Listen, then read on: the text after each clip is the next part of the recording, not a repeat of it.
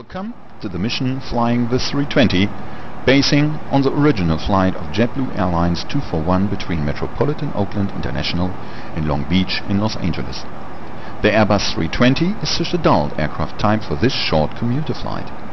I am your co-pilot and I will support you on the flight deck by going through all procedures with you and giving you all important hints during the flight so that you are able to use this very complex simulation of Wilco Field Air. We start our today's procedures with the activation of the systems of our aircraft. Therefore, open the overhead panel with shortcut Shift 4 and press the both battery switches 1 and 2 and activate the both generators, although the engines are off.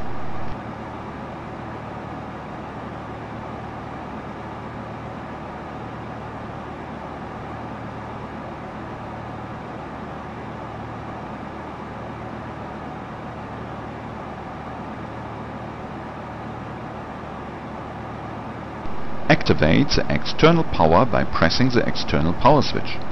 Press then all fuel pump switches to on. Finally, switch the nav lights to on.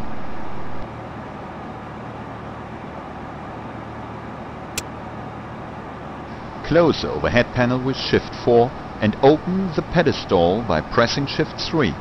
Activate there the radio management panel by using the RMP master switch.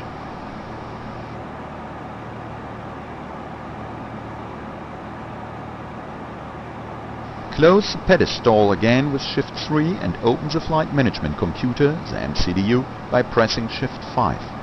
Please press here the Init key to open the initialization page for beginning the programming of our route to the automatic flying system.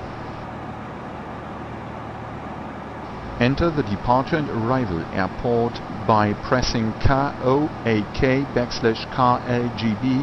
into the scratch pad and press the line select key 1 right.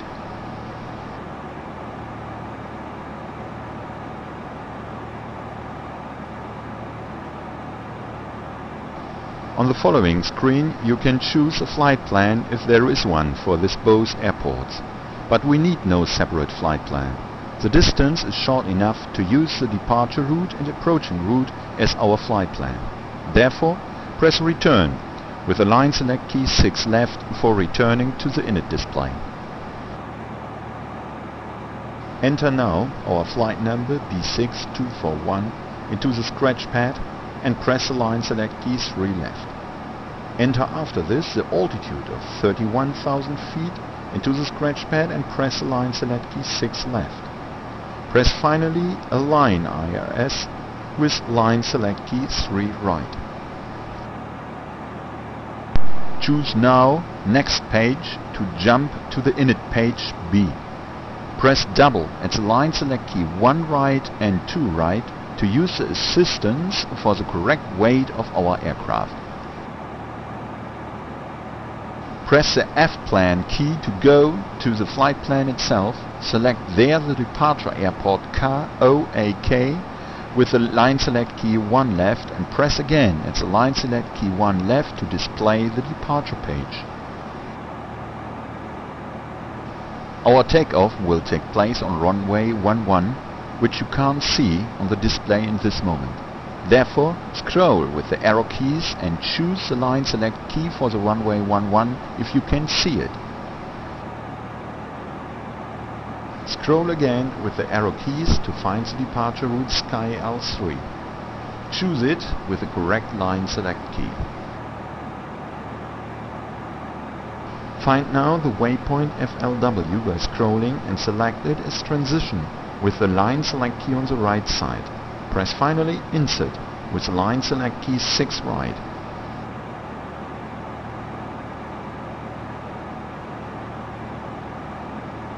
You see the route display again. Select there the destination airport KLGB with line select key 6 left and after this Arrival with the line select key 1 right. Select on the arrival display runway 30 by scrolling and using the correct line select key. Choose after this 10D3 as arrival. Please select as transition the same waypoint as we used it for the departure route, that means FLW. Select finally Insert to complete this display. The F-plan page appears again. Now we have to solve a problem with a waypoint, which make problems in the final approach to runway 30 of our destination airport Long Beach. Scroll with the arrow keys until the waypoint SLI is displayed. Press then CLR, and after this press the correct line select key on the left side belonging to this waypoint.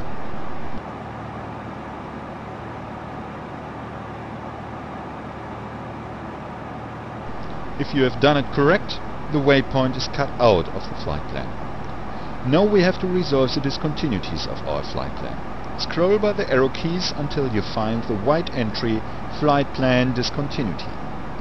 Press again CLR and the correct line select key belonging to the white entry for resolving this discontinuity. Check by scrolling that there is no further discontinuity. If there is one, please resolve it. Press after this the perf key to set the performance data to the MCDU. Enter 2 in the scratchpad for the takeoff flap configuration and press then the line select keys rewrite. In a real system this value have no function, but in this flight we use the assistance, so he need this value for calculating the takeoff speeds. Enter after this 50 for the flex temperature and press the line select key 4 right. The value of 50 degrees is an average value that should work fine. Enter now with a double click on the line select key 1 left, 2 left and 3 left the V1, VR and V2 speeds by using the assistance. Enter finally the value 1500/3200 and press the line select key 5 left to enter the thrust reduction altitude. Press Next Phase to display the other performance pages for climbing, cruising, descending and approach. Don't change anything, check only that in all phases a cost index of 75 are set. The flight management system is now programmed. Close the MCDU with the shortcut Shift 5. Now it is time for the pre-flight briefing. Please press 1 for the pre-flight briefing or 2 to go directly to the clearance and the beginning with the startup procedures.